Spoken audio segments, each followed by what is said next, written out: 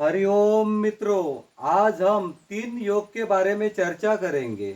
मित्रों, अगर आपने हमारे चैनल को सब्सक्राइब नहीं किया होगा तो कृपया सब्सक्राइब कीजिए, शेयर कीजिए, लाइक कीजिए ताकि हमारे अच्छे अच्छे वीडियो आप तक पहुंच सके। आइए देखते हैं। मित्रों, आज देखेंगे हम अपात्र प्रेम योग और अपात्र विवाह योग, और 2 योग देखेंगे। लेकिन पहले ये देखते हैं। ये गुरु का उंगली है और ये शनि का उंगली है। ये दोनों के बीच में से ऐसी अगर गोल बनकर रेखा निकल कर आती होगी और ये रवि और बुध के उंगली के बीच में जाती होगी तो इसे शुक्र वलय बोलते हैं।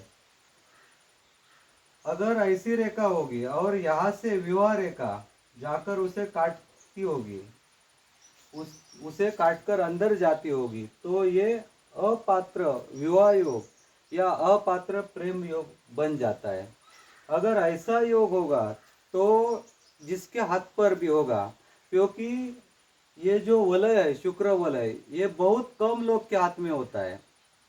बहुत लोग के हाथ में आधा ही होता है, टूटा हुआ होता है, और ये बहुत ही कम लोग के हाथ में दिखाई देता है, इसलिए सबके हाथ में नहीं होता है। लेकिन जिसके भी अगर हाथ में होगा और ये विवाह रेखा उसे काटती होगी तो ऐसे इंसान प्रेम और शादी के बारे में किसी का सुनते नहीं, वो अपनी मनमानी करते हैं।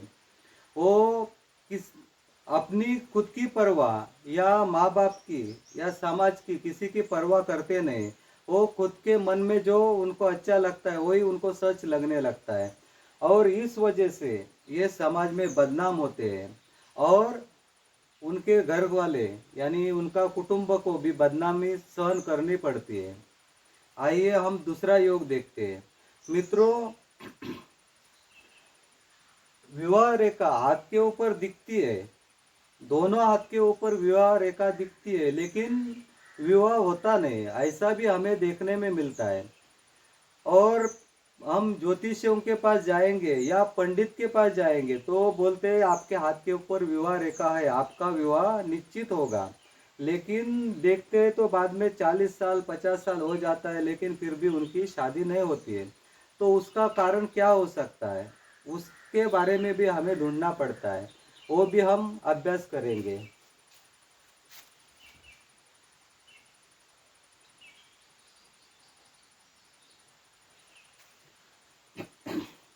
ये बुध पर्वत है और ये उसकी धारा है। ये जो विवाह रेखा दिखती है उसके ऊपर, लेकिन वो धार तक ही होती है और वो पीछे की तरफ ज्यादा होती है पूरी। वो विवाह रेखा बुध पर्वत के ऊपर आती ही नहीं है, बुध पर्वत तक छूती ही नहीं है। वो जो धारा है वहां तक ही होती है और वो पीछे की तरफ ज्यादा होती है, ऐसी पीछे की तरफ होती है। जैसा कि ये देखिए, ये बुध पर्वत की धारा है और ये यहाँ से पीछे होती है, पीछे लंबी चली जाती है ऐसी। लेकिन वह बुध पर्वत के ऊपर ऐसी ऊपर आती ही नहीं, ऐसी ऊपर निकलती ही नहीं। तो ऐसा अगर दोनों हाथ के ऊपर योग होगा और ये जो हृदय रेखा है,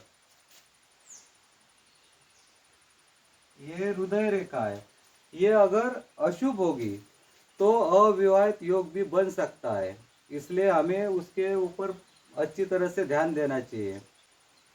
और अभी हम तीसरे योग के बारे में देखते हैं। ये योग हमने बहुत से हाथ के ऊपर देखा है और उसका हमने अभ्यास भी किया है, और उनका हमने वैवाहिक जीवन सुख से आनंद भरा जाते हुए देखा है। मित्रों, विवाह रेखा के ऊपर एक विवाह रेखा, दो विवाह रेखा, तीन विवाह रेखा के ऊपर हमने बहुत से वीडियो बनाए हैं, वो आप हमारे चैनल पर जाकर देख लीजिए। आइए देखते हैं। एक विवाह रेखा, उसके नीचे एक दूसरी छोटी सी विवाह रेखा,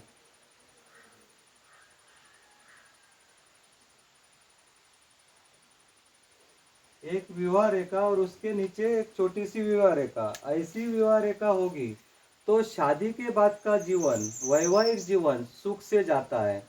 ये विवाह रेखा उस विवाह रेखा को साथ देती है, ताकत उसकी बढ़ाती है। इस वजह से पति पत्नी में प्रेम अच्छी तरह से होता है, एक दूसरे के बारे में चिंता होती है।